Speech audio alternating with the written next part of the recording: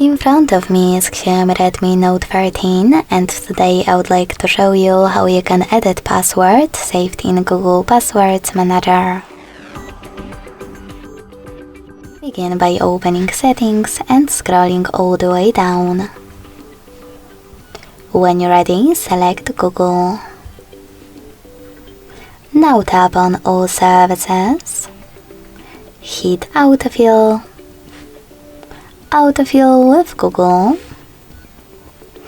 and Google Password Manager. Finally, you can click on one of your passwords that you wish to edit and enter your current screen lock.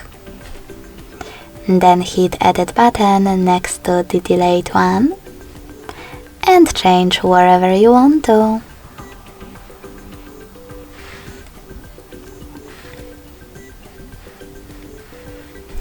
When you're ready, hit Save at the top right corner.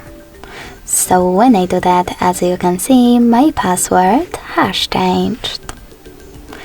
Thanks so much for watching. If you enjoyed this video, leave a like, comment and subscribe. Bye!